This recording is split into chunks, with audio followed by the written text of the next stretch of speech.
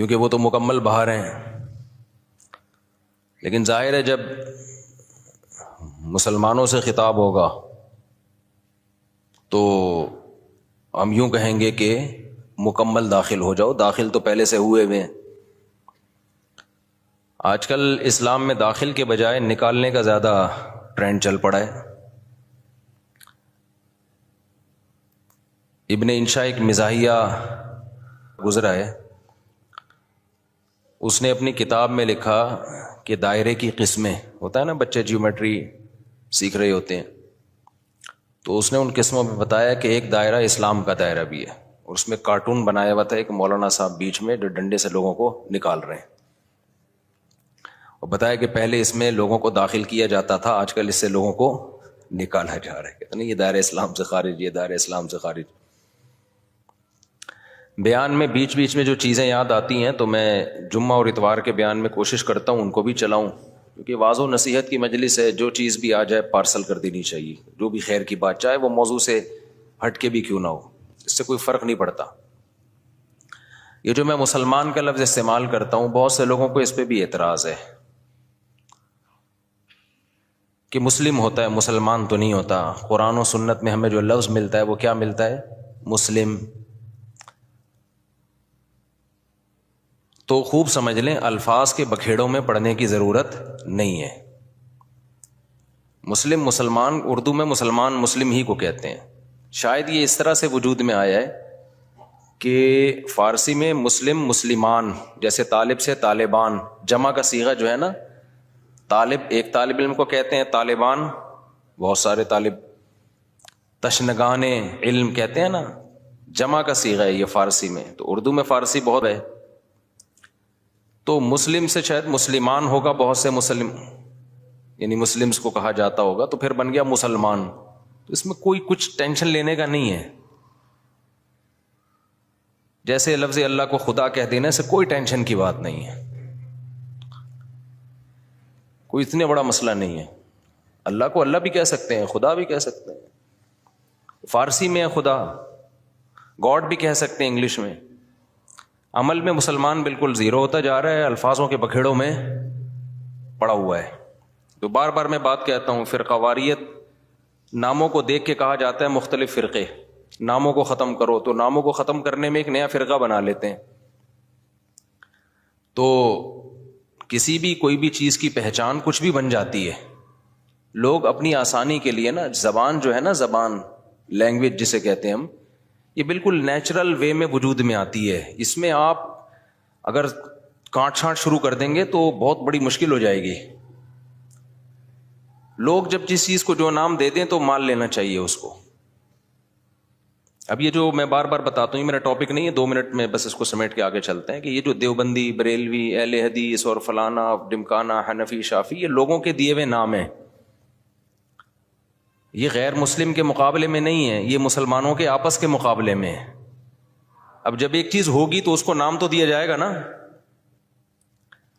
مسلم کے مقابلے میں چاہے دیوبندی ہو، بریلوی ہو، شیعہ ہو، اہل حدیث ہو، جو بھی ہو، غیر مسلم کے مقابلے میں ہم سب کیا ہیں؟ مسلم ہیں.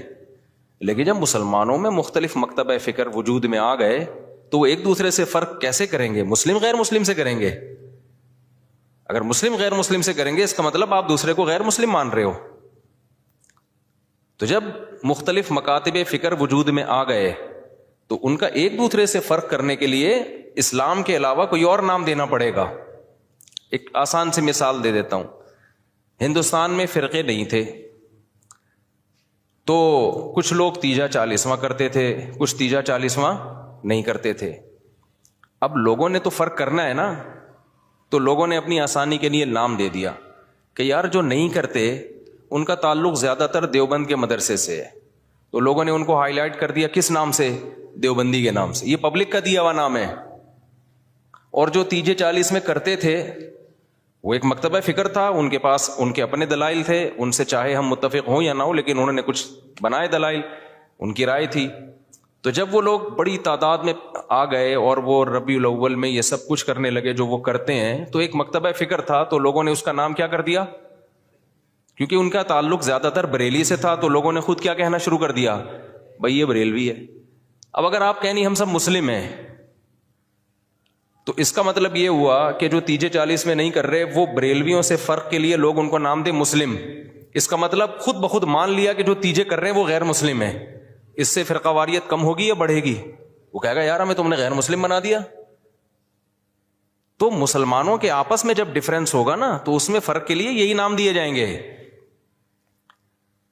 اب جو لوگ کہتے ہیں میں نہ دیوبندی نہ بریلوی نہ اہل حدیث نہ فلانا نہ ڈمکانا، تو ہم ان سے کہتے ہیں پھر آپ کا نظریہ کیا ہے، آپ کی سوچ کیا ہے؟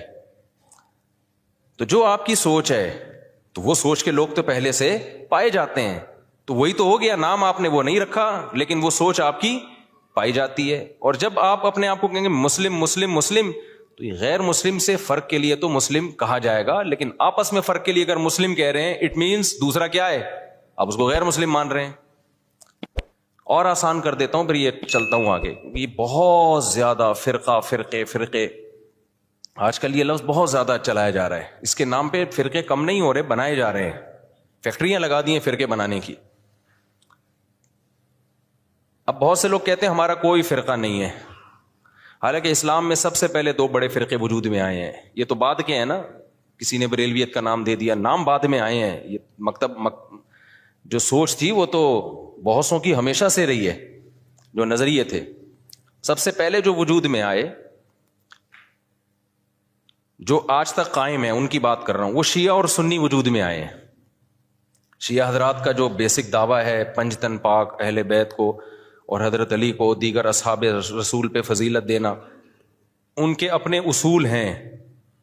وہ ان اصولوں پر عمل پیرا ہیں. وہ 2 نمازیں ہمیشہ اکٹھی پڑھتے ہیں. وہ 3 طلاق کو ایک بھی نہیں مانتے، کچھ ایک مانتے ہیں کچھ ایک بھی نہیں مانتے.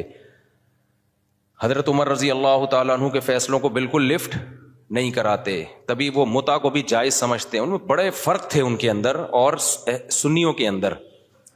ان کا عقیدہ بھائی 11 امام ہیں، 12 امام ہیں. وہ امام کو بھی بہت زیادہ امام کو درجہ دیتے ہیں وہ. تو جو یہ عقیدوں کے حامل نہیں تھے، جن کا یہ عقیدہ تھا نہیں بھائی قرآن حدیث اور صحابہ، خلفائے راشدین کو بھی ویلیو دینی ہے، تمام صحابہ کو ماننا ہے، ہر نماز اپنے ٹائم پہ پڑھنی ہے. سفر میں تو اختلاف ہے اہل سنت والجماعت میں آپس میں، لیکن جب حضر میں ہوں گے تو ہر نماز اپنے ٹائم پہ ہوگی. متع حلال نہیں ہے، 3 طلاقیں 3 ہوتی ہیں. تو جن کا یہ کانسیپٹ تھا ان کو کیا کہا جانے لگا؟ اہل سنت والجماعت. حالانکہ آپ کہتے نہیں جی ہم فرقوں میں نہیں پڑھیں گے، یہ مسلم ہیں، اس کا مطلب آپ نے ان کو کیا مان لیا؟ غیر مسلم. اگلا قبول کر لیتا اس نعرے کو؟ وہ کہتا ہے بھائی ہم وہ تو کہہ رہے ہم تو مسلم ہیں. وہ تھوڑی آپ اس کو 100 دفعہ غیر مسلم کہیں، اگلا ایکسیپٹ کرنے کے لیے تیار نہیں ہے. تو علماء نے کیا کیا بھائی ٹینشن سے بچنے کے لیے کہ بھائی 2 مکاتب فکر ہیں، ایک کو اہل سنت والجماعت کہا جاتا ہے اور ایک کو شیعہ کہا جاتا ہے.